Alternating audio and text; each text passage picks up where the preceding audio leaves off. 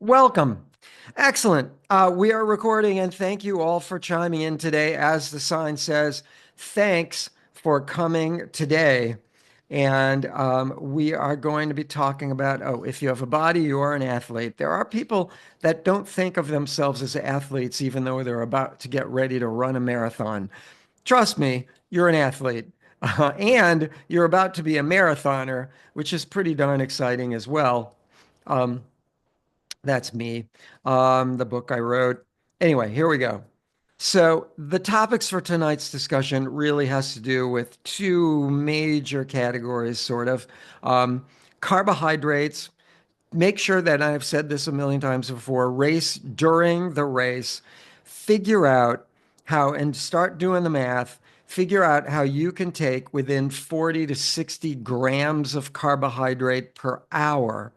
Now, that's for more of an average person, a petite person, maybe a thinner, shorter woman might be closer to the 40, and a bigger guy might be closer to the 60. There are pro athletes that train their bodies to take in more than 60 grams of carbohydrate per hour. 66 is thought to be like the real limit for us non-pro athletes. And I've heard of one guy just won, you were talking about ultra marathoning, won an ultra the other day by a record-breaking long shot, and he trained his body to take in something like 120 carbs per hour, which is unheard of. For most of us, it would be like when we were a kid and ate a box of cookies and we just wanted to throw up and felt nauseous. That's exactly what it would be like, more than 66 grams. This guy trained himself to consume 120 grams per hour, and that thrust him into winning by a record number. So, eating during your race can be critical, right? The more you can take in without feeling nauseous, but usually 40 to 60, you're good. Beyond that, if you start feeling nauseous, you may have been taking in too many carbs. That's just the way it is. Um, so we're going to talk about very briefly a 3 week taper, which is coming up in 4 weeks from now, I believe. 4 weeks from now, 5 weeks from now. Yeah. Um, if you include this week, it's 5 weeks from now. If you include starting next week, it's 4 weeks from now. Anyway, starting Monday would be 4 weeks from now. We start taper. Um, Not long. The key to taper is you can gain 0.5% to 6% energy output, more energy output on race day just from that 3 weeks of doing less. And I mean dramatically less. As we've talked about taper before, it's usually 40 to 50% less work. And the last week goes down to zero, which we'll be talking about again just before our taper again, but just before that final week. That's huge. The average person gains 3% just from the final 2 to 3 weeks of taper. The faster groups only have 2.5 weeks. Slower groups have 3 weeks. Has to do with the ability to recover quicker. At any rate, we're going to talk about sodium. We're going to talk about the value of protein and how it impacts muscle function and how muscles actually work. What are these little dealies that get us to move our fingers like this and our arms like that? Anyway, we're going to talk muscle function. A little bit of science. Really, I just started talking about um, this really quick. The periodization schedule right here. You're talking about your race is coming up.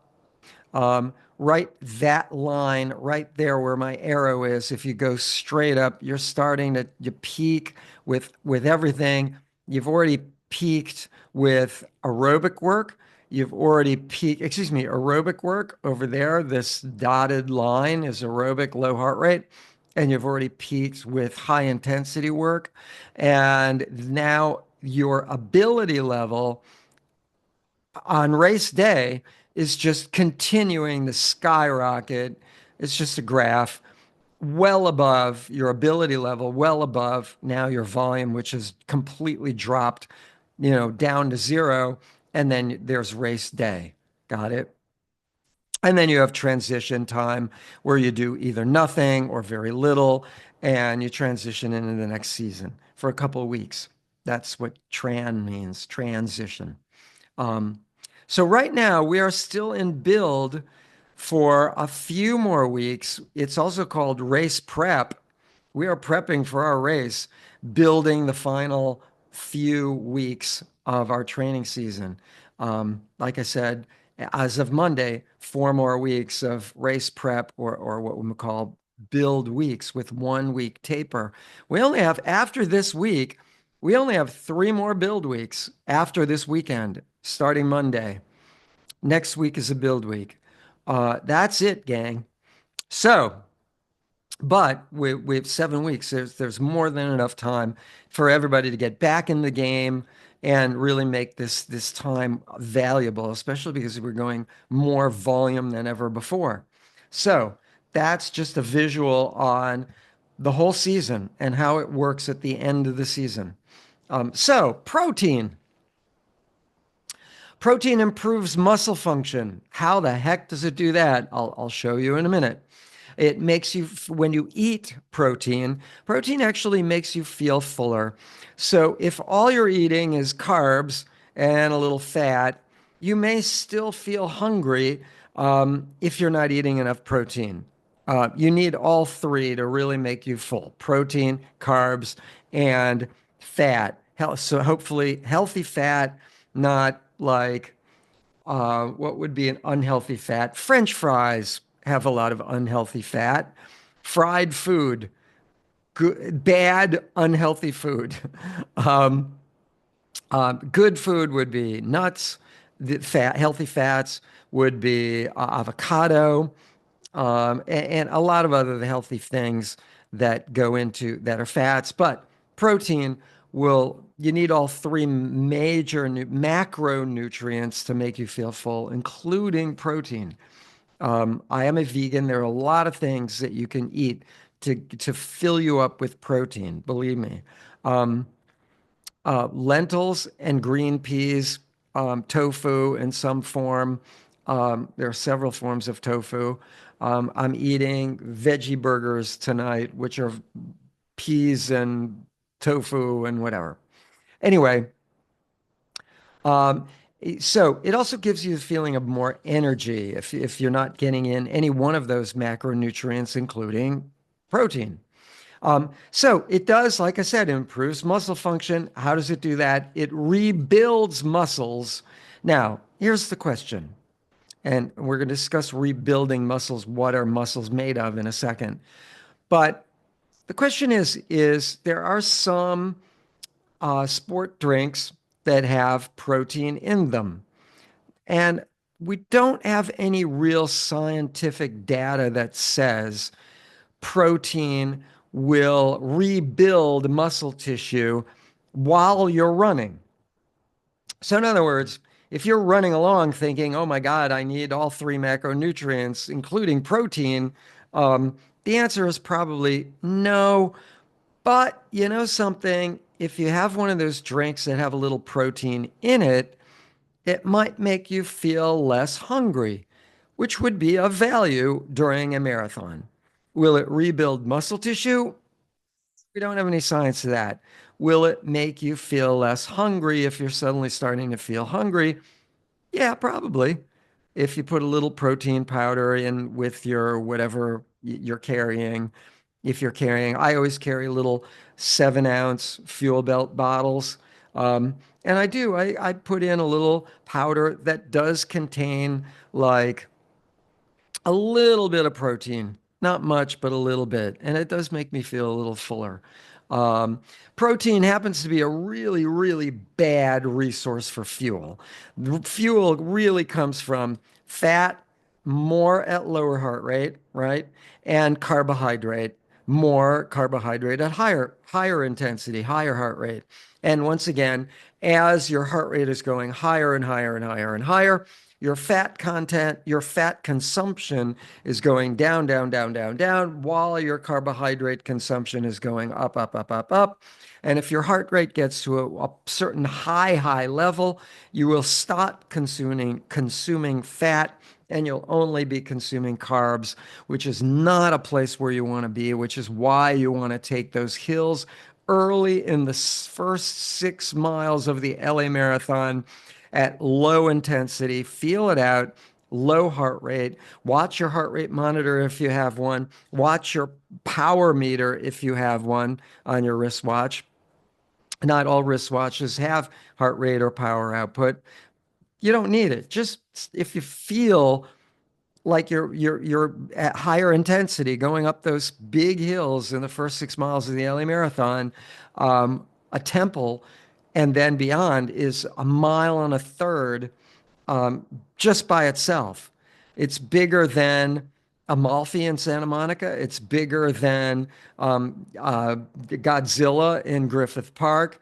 And there ain't nothing compared to it in Balboa Park unless you run up Reseda, and that's like 3 miles. That's like more than almost three times as long. That's another story. So, um, so watch your heart rate when you're going up those hills and early on, especially when you're all excited, your fuel is on full and you're ready. You don't want to diminish it at all. I know you're going to hear me say that discussion a million times. Just beat it into you guys. I apologize in advance. Um, Goo, for example, has 450 milligrams of amino acids. Amino acids do make up protein. Now, the problem with amino acids is we don't really know all of the amino acids that make up all the protein in real food. Like, what are all the amino acids in a green pea or a piece of chicken or steak or tofu or whatever? We don't really know. We know a lot of them, and so goo does have some amino acids, which are probably there really more to make you feel a little more full. Again, do they really give you more energy? Yes, a little. They make you feel a little more full, but they're really bad resource for fuel. If you're using protein, if you're cannibalizing muscle tissue, meaning eating up muscle tissue because you have gone so far and you are no longer, you're run low on carbs, your body is running low. You can't run low on fat, but you're just burned out. You're now using muscle tissue and fat. You're in big trouble. And that's one of the problems when you go really, really long. When you go a 20 miler, you're burning up some muscle tissue. And that's not really a good thing. Now, there are other benefits to that, and you do rebuild the muscle tissue during taper. So if you do really go long and then you have a longer taper, you rebuild all of that. Um, but it really has to be a balance. You can't go crazy with this. And you really benefit from a taper if you're going to do a 20 miler. I'm not a huge fan of 20s, even though I put them on the schedule. The reason they're on the schedule is because people don't seem to have the time midweek. And so we load them onto the weekend. And that's really the real deal. Most pro athletes don't train that way. They put it all together in one long week. No, no, necessarily, not all pro athletes. In fact, I think most don't necessarily have a peak long run day. That long run day that we do on the weekend is just weeded out evenly throughout the week. On the other hand, if you want to win a marathon like the LA Marathon, you pretty much have to run like 140 miles a week. So that's a lot every day. But 20 milers, usually it's run in the morning, run in the evening, morning, evening, morning, evening, morning, all week long. But then they have time. They can take a nap, they can take a shower, get a massage, you know. that's what pro athletes' life is like. It's stressful because they have to win. If they don't win, they don't eat, they don't get money. So there you go. Here is an example of the smallest amount, the smallest element of a muscle tissue. Okay, so you have all these big muscle tissue things that are in your legs and your arms, all over your body, but they're really made up of these tiny, tiny little things called the sarcomere. And what you're looking at is really not the best example of it. But essentially, if you took six fingers and pulled them apart and pushed them back together again, that's sort of what it looks like with a little thing in the middle with these little ratchet systems that connect to all these little filaments, right? Now, let me explain how this works. This little filament in the middle here has these other little heads on it, which act as a ratchet system. So, like I said, my little fingers would be these actin filaments up here. So you get like six of them, right, in a cluster. You're only seeing really two here, one at the top and one at the bottom. All right. But there are basically six of them. So they are comprised of protein molecules. That's what these little bluish, purplish dots are. They're just protein molecules. And as this actin filament that I'm pointing to, this purplish thing, goes over these little myosin heads, these little ratchet things, it locks that muscle in closer and closer and closer. And then what happens? Um, then what happens? There's a little nuclear explosion. I kid you not. Adenosine triphosphate, ATP. You've probably heard of that. My mentioning that as fuel. ATP, adenosine triphosphate, explodes. One molecule blows away from the other two. Um, Creating do phosphate, meaning two phosphate molecules, um, and an electron fires out. And that nuclear explosion that happens all over your body every time you do this will release those myosin heads on the myosin filament that goes all the way across. Release those myosin heads.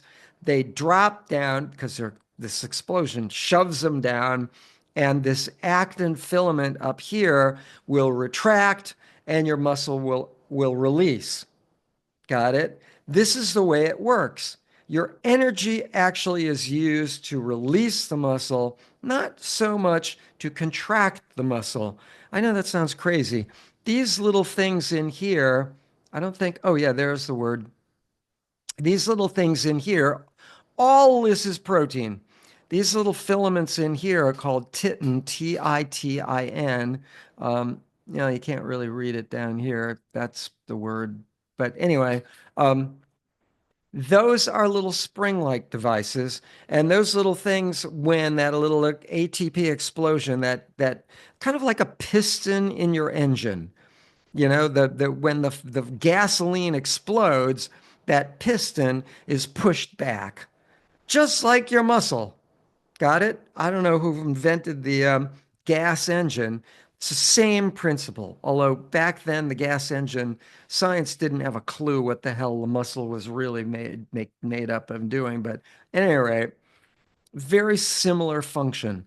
Um, Except, to be truthful, our functionality is far more impressive than a gas engine, which needs gas. We need food, and we're creating this nuclear reaction just from food.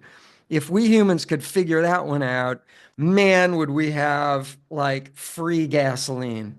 You know what I'm saying? The amount of food that we throw away that could go into feeding gasoline, or excuse me, or our nuclear reactor, not gasoline, would be outrageous, and it would just be dirt cheap. No more drilling. Just go to your nearby dumpster, Everyone dumpster dive, throw it in the tank of your car. We'd have more than enough gas for everybody. We'd be dumpster diving for our cars. Maybe not. Anyway, that's how it works. The chitin is this little spring and it just pulls it apart once the ATP fires and releases the myosin heads, these little heads in here. So, enough of that. It's all protein. That's really what I wanted you to look at. If you're not eating enough protein, you're losing muscle tissue and you're getting weaker. So right after you run, we break up these little filaments all the time. There are billions and billions of them. They're basically submicroscopic. We can barely see them with the highest powered microscope we humans have developed today. Nuclear microscopes barely see these things. But we break them up all the time.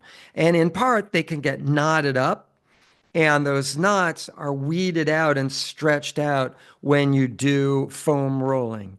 That's what foam rolling is. It's not going to stretch the muscle. It's not going to stretch the titin in here or these Z bars in here, which I'm not really going to explain. It's just these little green things, this little Z thing. It's called Z bar. It's where the titin and the myosin filaments are all connected. It's what connects these tiny, tiny little things, and they all get broken up, and protein will rebuild them. But if they get knotted up, that's where the foam roller comes in handy, or the stick, or any of those kneading out those things. Massage, deep tissue massage will weed out those knots.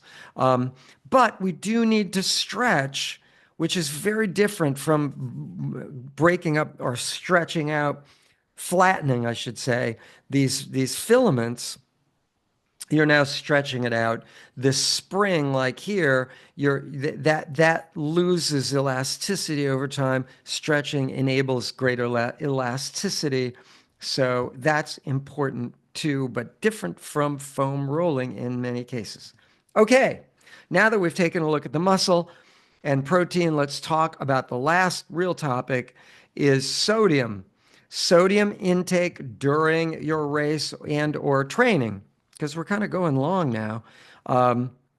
Next week, everybody does 18. The fast groups 1 through 4 do 20 miles? No, they do 19 miles. Everyone else does 18 miles. The fastest groups do 19. So we're really kind of catching up. And 2 weeks later, we're all doing 20. We're all caught up together. Is that correct? No. You guys then do 19, and then they do 20 again. And then we do 20 4 weeks from now, 4 weeks from this weekend, something like that. Anyway, regarding sodium, there's an old adage that says if you drink too much, you'll flush all the minerals out of your system, meaning electrolytes are minerals. What are we talking about? We're talking sodium, calcium, which is actually both things, and potassium. All three things are important electrolytes. Electrolytes meaning they create an electrolytic thing, an electrolytic signal that powers the muscle, the nerve. They go down the nerve into the muscle. The nerve and the muscle are called the motor nerve, and they go into the muscle and they help to fire that ATP and general muscle function. Calcium actually opens up the diverticulum, the basically little salt shaker opens up between the nerve and the muscle that allows the sodium and the potassium to pass through. Without the calcium, you may not have that same muscle function. Sodium, potassium can't get through to the muscle, right? So you need all of these things for muscle function. So that's one reason, one of many reasons why cramping could occur is because you're low on electrolytes, low on minerals. Minerals are electrolytes, sodium, potassium, calcium, magnesium. All of these things are called electrolytes. They are minerals. Same deal. Um, Electrolytes are specific minerals to muscle function. Anyway, um, so the yes, drinking too much liquid does flush minerals into your urine and eventually out of your system. You do sweat out sodium, potassium, all that stuff, all those electrolytes. You sweat it out of your pores in your skin. Unlike a car where we have a radiator and we cool ourselves we cool our car just from that one radiator at the front of the car. We have skin all over our body that acts the same way as a radiator. So we're cooling our body not just with releasing liquids, which are holding electrolytes, minerals, um, that's why you have that sandy feeling on your face and forehead after a long hot run. It's sodium, basically, and minerals. That's what you're feeling. If you licked your face, you'd taste like salt because it is. It's sodium. It is salt, basically. Well, sodium is in salt. Anyway, I really don't know the chemical makeup of salt, but sodium, anyway, is the big one. So, the problem that I have with this scenario is you do want to drink, which you're going to get in the next slide. You do need certain volume of hydration, of liquid, because too little, and then you have less blood flow. You have less blood. If you have less blood, then you have to push the same volume of red blood cells, which carry oxygen to all your muscles. You need to push all those red blood cells with oxygen through the limited, lesser volume of blood because you're now dehydrated and you have less blood. So that means your heart has to work harder. And if your heart works harder, what happens to your carbohydrate intake? Suddenly, your carbohydrate intake, you're using more and more carbohydrate, and you're more carbohydrate, less and less and less fat. And you're going to come close to hitting the wall more just because you're dehydrated, right? You don't want to be dehydrated. You lose energy. You can lose a lot of energy just from a little bit of dehydration. Even like I've heard several different statistics, so I'm not sure what is true, but I have heard even as much, a little as 3%. You can lose 10% energy output. That's significant. That would mean on a 10-minute per mile runner, you'd lose a minute per mile. That's a lot. So you do want to drink, but here's the ticket.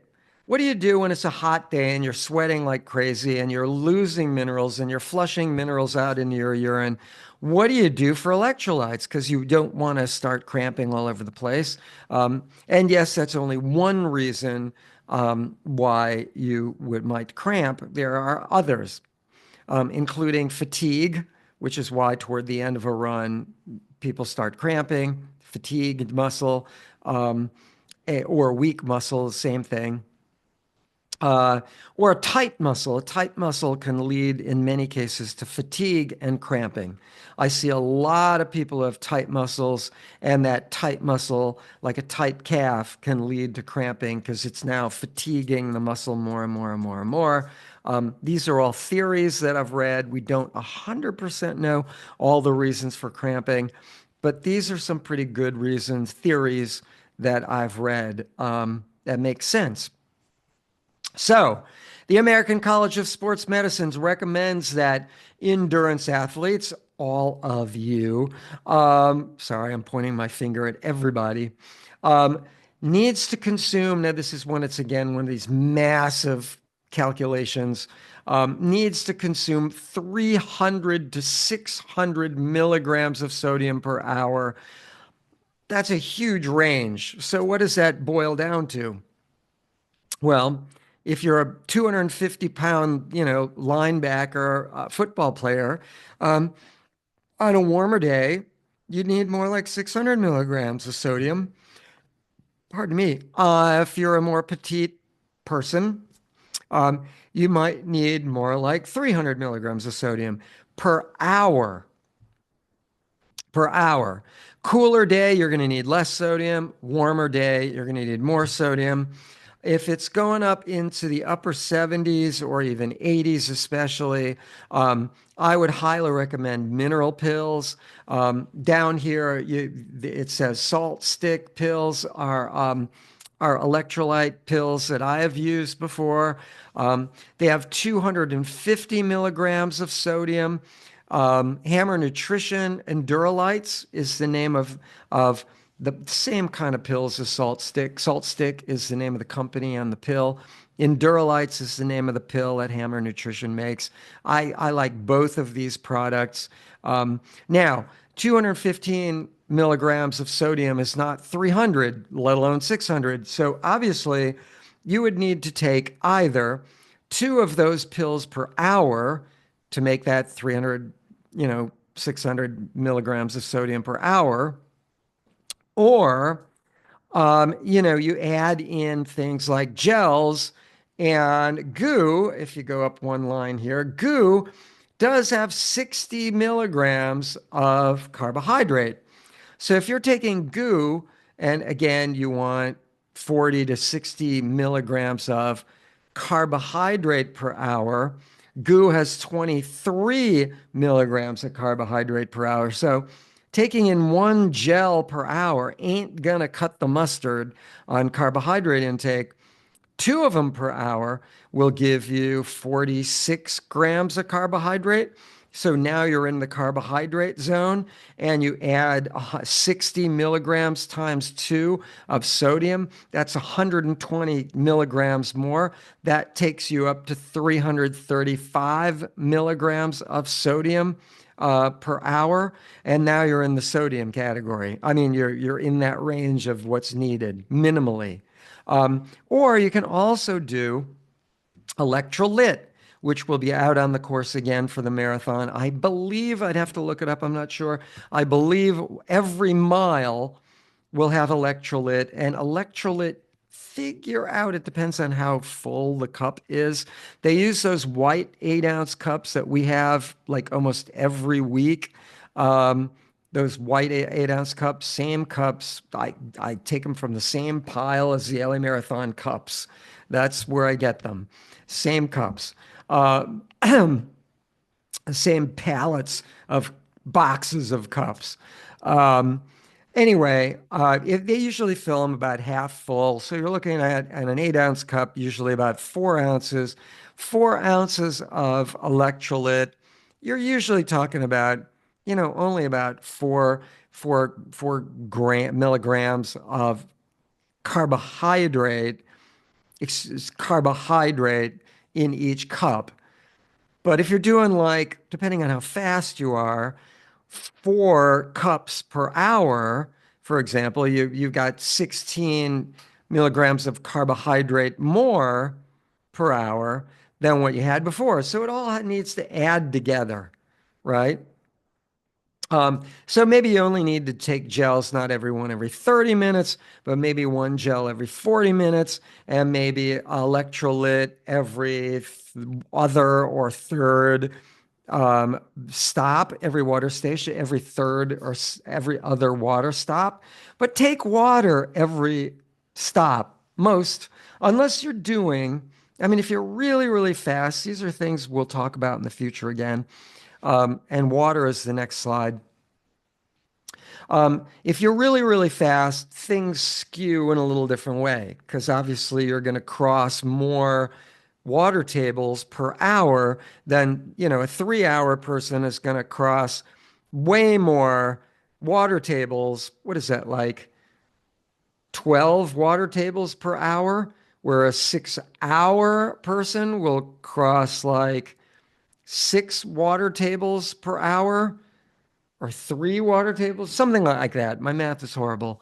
At any rate, speed will affect the amount of water tables you will cross per hour in terms of how much electrolyte you can even do.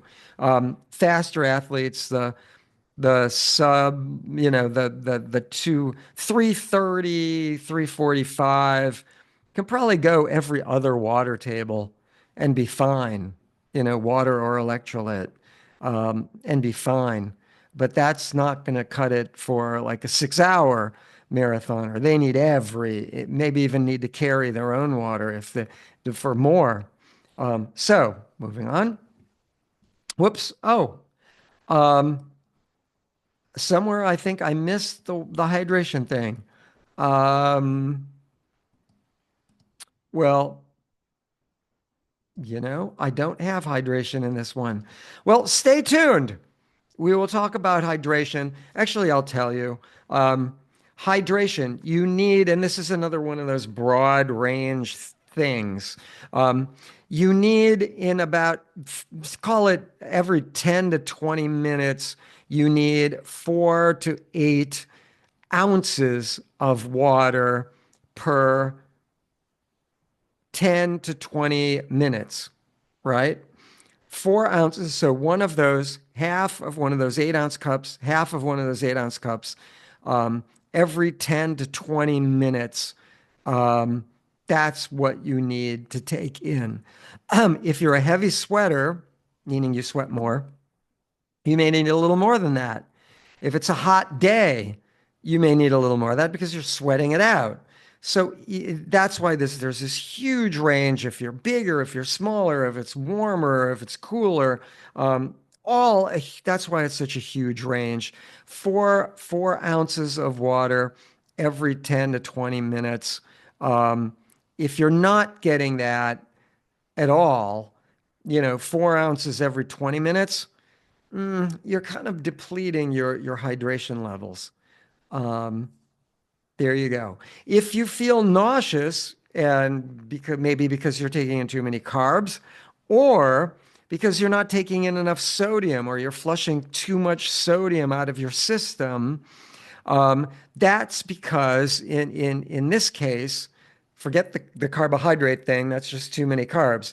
In this case, it's not so much too much water, it's not enough sodium. You need sodium to absorb the water into your system. So what happens if you're feeling nauseous from too much water, excuse me, if you're feeling nauseous from not enough sodium, it's because water is now pooling in your stomach. You're not absorbing it, and your body wants to get rid of it. You may experience somebody throwing up at the finish line, and it's all water and nothing pretty much but. I won't explain that. Anyway, they need sodium and pretty quickly. I mean, within reason amount of time, they need sodium to help absorb hydration. They're dehydrated, they're sodium depleted, they need a mineral pill, and then after that, they need a little water. Um, if you are sent to the hospital with hyponatremia, which is lack of sodium in your system, um, basically what they do, it would only be because you can't take any water with the pill. You just can't get the pill down because you keep throwing up. If you're that depleted in sodium, and I mean really that depleted, the only time I've ever seen that was on a really like 80 plus 90-degree day, with someone who really wasn't taking in any mineral pills at all, and they were really sodium depleted, where they just couldn't take in the mineral pill. Um, that would be basically you'd get an IV, wherever they give you an IV. And the IV would be saline solution. What is saline solution? Sodium and water. Got it? There you go. Um, so you need sodium, you need hydration. That would be in the most extreme level of, just lack of sodium. But you do need sodium, especially if it's getting into the 80s, 90s, whatever. I remember in 2004, it got up to 93 degrees. I was told that a lot of people didn't finish. There were a lot of people sitting on the side of the curb behind my group. I led group 5, which was a 4 hour and 20 minute, 4 hour and 10 minute finish time. 4 hour, 10 minute finish time. We passed group 4. They were all together around mile 20 walking. We passed group 3. We passed group 2. And we even passed a couple people from group 1. Those are the fastest LA Roadrunners. And back then, we now have a group zero. And they were all just burned out walking. They were dehydrated, whatever. And what I did is basically told everybody we're slowing it down so we wouldn't sweat as much. We wouldn't get as hot, 93-degree day. You can't imagine. And we passed all those people by. And we were supposed to finish at 4 hour, 10 minutes, not 3 hours. And we were passing by people who were going to finish at 3 hours. So a day like that, you're going to sweat more. You're going to need more sodium. When you do it right, you're going to drink more. When you do it right, you can do it and finish strong and beat out a lot of people just because you're doing it right. Got the picture? So there you go. 4 ounces of water every 10 to 20 minutes. It's important. Um, Most of us will be using every water table there is to drink 4 ounces of some kind of liquid, electrolyte or water, or for slower athletes, walkers, maybe both in some occasions, like one water table you do electrolyte and water, and then next water table you do water, and then next water table you do both again. But you're talking about walkers who are doing really, really slow, like you know 15 to 20 minute per mile pace would might do something like that. So at any rate, there you go. That's all I got for you guys today. And I always love this. Train smart and train to win. Because if you don't, you won't. And if you do, you just might. So with that, say thank you all. And I will see you at the finish line. And let me open this back up and stop sharing. There we go. Good. With that, I'm going to turn off my recording. So any of you who are watching the recording, everyone who's live, hang on, stay on. I'll answer all sorts of questions. But everyone who's watching the recording, I bid you a good night, those watching the recording. And everybody else, stay on and we'll answer questions as soon as I figure out how to stop this thing. Here we go. Thanks, everybody who's watching the